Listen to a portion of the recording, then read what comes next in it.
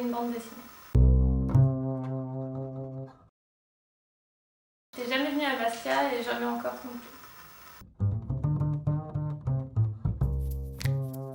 Alors j'avais déjà fait des ateliers dans le cadre de salons du livre, dans les bibliothèques, dans les écoles, mais là c'est mon premier projet où j'ai pu travailler de longs mois avec les mêmes enfants.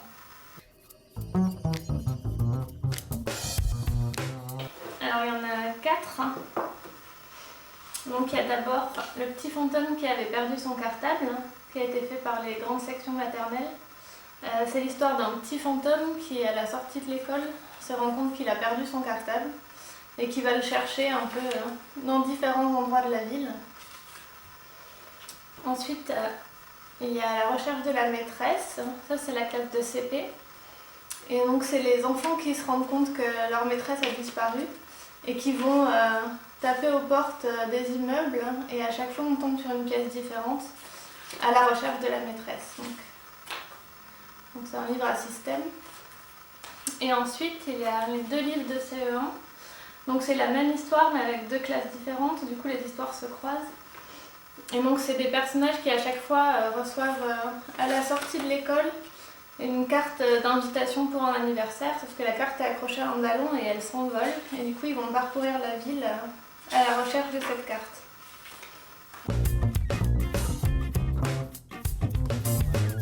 Alors moi habituellement je travaille à la gouache ou au crayon couleur et là pour les ateliers je voulais éviter de passer par le trait du dessin.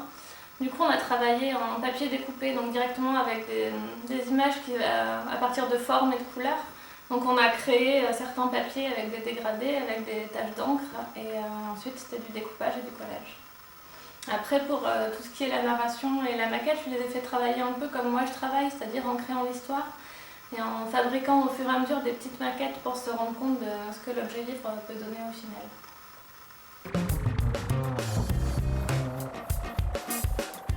Moi, mon projet à la base était assez flou, j'avais l'idée d'une déambulation dans la ville et surtout j'avais pour objectif d'avoir à la fin un objet livre. Par contre, tout le travail a été créé entièrement avec les instituts et surtout avec les enfants. Eux avaient déjà fait une bonne part de travail de recherche en prenant des photos dans le quartier, en se baladant avec des anecdotes qu'ils avaient glanées ça et là sur les lieux. Et donc les enfants avaient très envie de remettre ça dans les livres et ensuite on a créé l'histoire tous ensemble.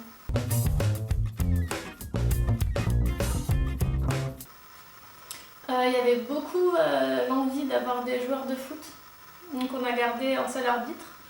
Mais il y avait cette envie-là au départ, il y avait beaucoup d'envie d'être à un moment dans le livre sur la plage, c'était quelque chose qui comptait, donc chaque livre passe à un moment par la plage. Et puis je suis dessinée dans des livres, mais je vous dis pas où.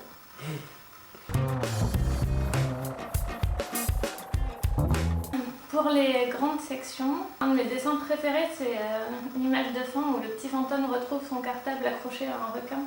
Et ils ont fait tous une quantité de poissons qui sont vraiment très précis. Un requin marteau, un poisson clown, enfin, tous les poissons dont ils avaient connaissance. Pour les CP, l'image que j'ai préférée, c'est une image qu'on a fait à la fin du projet, mais qui est une image de départ, et qui est l'image de la salle de classe. Et ça m'a beaucoup amusé de les voir représenter leur salle, puisqu'ils étaient très précis dans les détails, dans ce qui est accroché au mur, la date. Je la trouve super. Et pour les CE1, mon image préférée, c'est l'image de fin, où ils se retrouvent sur la plage, invités donc, du coup, à la fête d'anniversaire. Ils ont fait une image assez crépusculaire, avec plein de petits détails, hyper bien.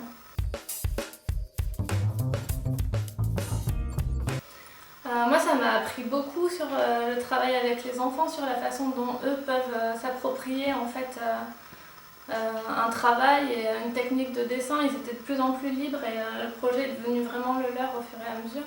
Donc ça c'était vraiment intéressant. Et puis sur la façon de séquencer le travail dans le temps, puisqu'on a eu quand même pas mal de péripéties entre les tempêtes, les grèves et le coronavirus. Et on a quand même réussi à aller jusqu'au bout, donc on était assez contents.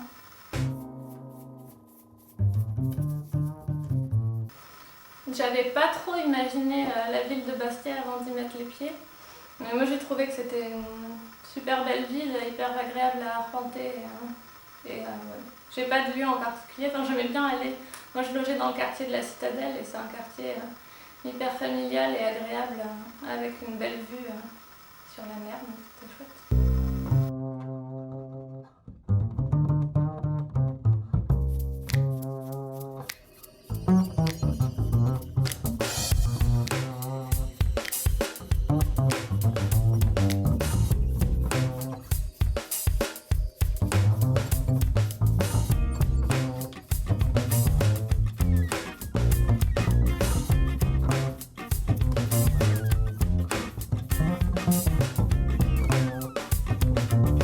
Je suis Marion Duclos, je suis autrice de bande dessinée.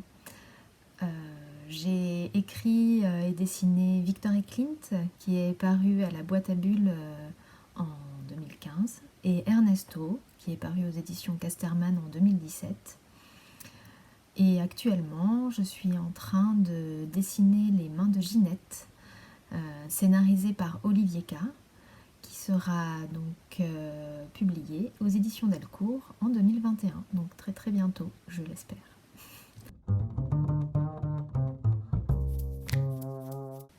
Alors oui, ben oui, j'ai eu la chance d'être invitée au festival de bande dessinée de Bastia suite à la publication de Victor et Clint. Donc voilà, il y avait une expo, des planches originales, et j'avais rencontré des enfants autour d'un atelier sur comment dessiner un cow-boy. Donc c'était super chouette déjà.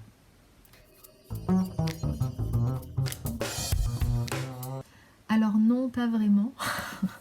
Non, c'est quelque chose que je fais régulièrement, on va dire.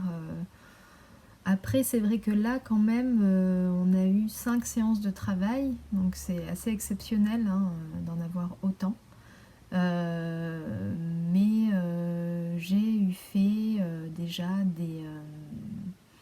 des ateliers bande dessinée au long cours avec une classe voilà, dans la région de Bordeaux. J'en ai fait dans le Lot-et-Garonne aussi. Bon, en gros, non, quoi. Parce que sinon je peux en parler pendant des heures. Avec les enfants de Campanari, on est parti sur la réalisation d'une enquête. Donc ce qui est chouette, c'est que les mécanismes d'écriture d'une enquête sont assez faciles à mettre en place. Après, finalement, comme c'était quelque chose, un récit assez court, j'ai quand même accompagné le récit, les idées venaient d'eux, j'ai essayé de les structurer, parfois de les guider, mais surtout de les écouter. En termes de technique de travail, finalement, on a suivi le processus de création que je connais, c'est-à-dire écriture, découpage, création des personnages en parallèle. Ensuite, on est passé au crayonné, à l'ancrage à la table lumineuse, et puis mise en couleur au crayon de couleur. Donc j'ai peut-être utilisé une technique assez classique justement pour gagner du temps. Et que moi, quand je commence un livre, j'essaye le plus souvent d'aborder une nouvelle technique de dessin. Donc pour me rendre la vie un peu plus difficile peut-être, je sais pas. Mais j'essaye de tester des choses pour pas m'enfermer dans un truc. On peut parler d'adaptation, on dira on va choisir des techniques un peu plus simples, des stylos pointe fine, indélébile, du crayon de couleur. Voilà, je dirais que c'est là où j'ai adapté. Mais finalement, ils ont quand même suivi le processus de création classique d'une bande dessinée. Moi j'étais arrivée en fait en me disant on va voir où ça nous mène. J'avais pas forcément d'idée précise, on m'avait parlé de cette envie de représenter la ville dans une œuvre et de faire travailler les enfants sur la ville. Du coup j'avais envie de parler avec les enfants pour voir ce qui pouvait émerger de tout ça.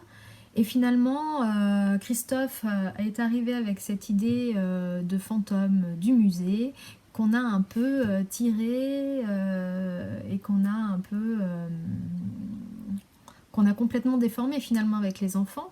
Mais voilà, le projet a évolué comme ça. Donc En fait, c'est les enfants qui ont donné les idées pour écrire le, le livre, quoi. Même l'équipe enseignante, finalement, s'est mise un peu au service de leurs idées. Donc ça, j'ai trouvé ça plutôt chouette.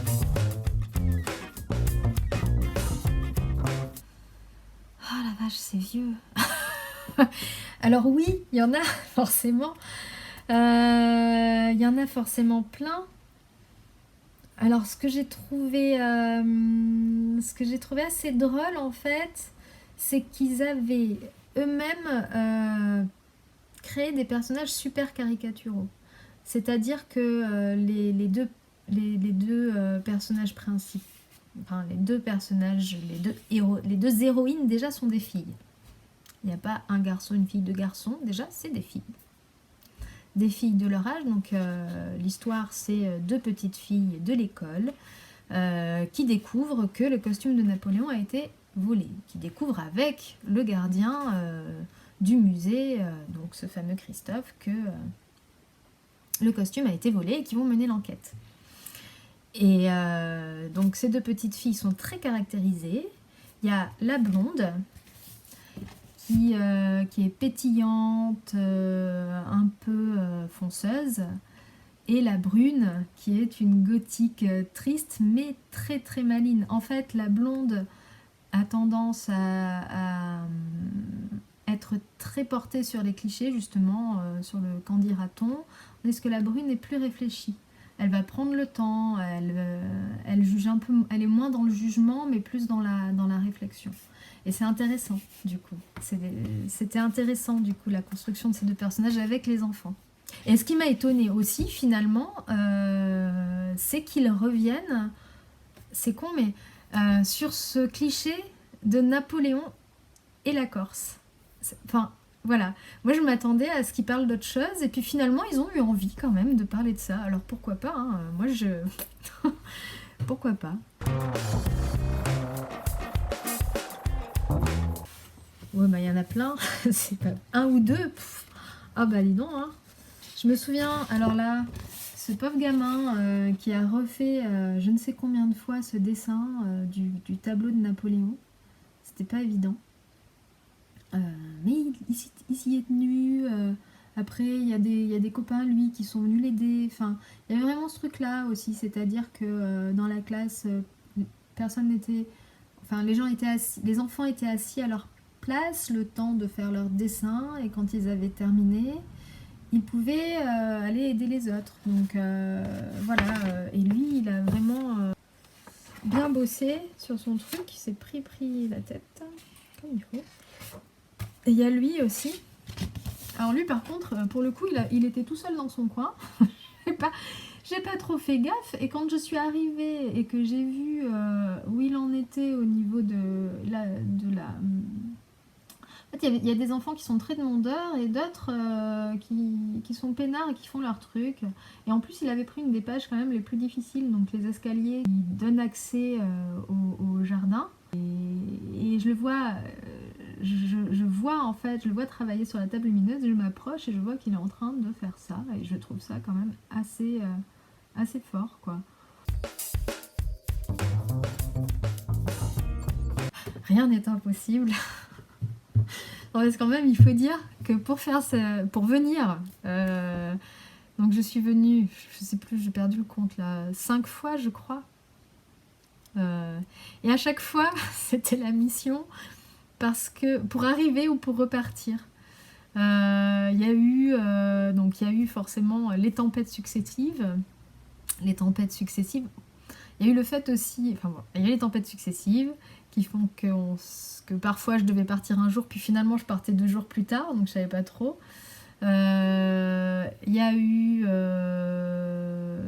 le coronavirus qui fait qu'à la fin on savait plus, il y avait plus trop d'enfants pour finir la mise en couleur, hein. Je sais plus comment ça s'est passé, s'ils n'ont pas terminé finalement avec une poignée d'entre eux au centre culturel la mise en couleur, mais voilà. Mais on y arrivait, hein, grâce à l'effort conjoint des enfants, de l'équipe éducative, du centre culturel. Donc on y arrivait, rien n'est impossible.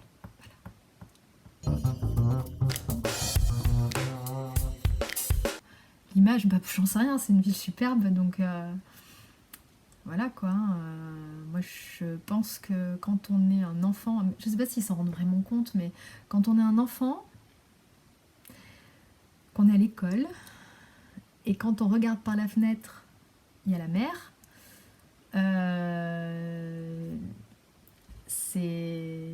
c'est parfait pour pas écouter ce que dit le maître, quoi. Non, c'est quand même vraiment,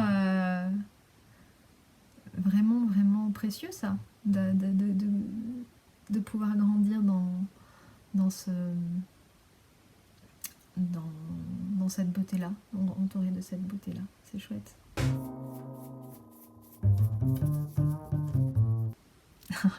Elle est à la fois inaccessible, mais quand on y est, c'est compliqué de repartir.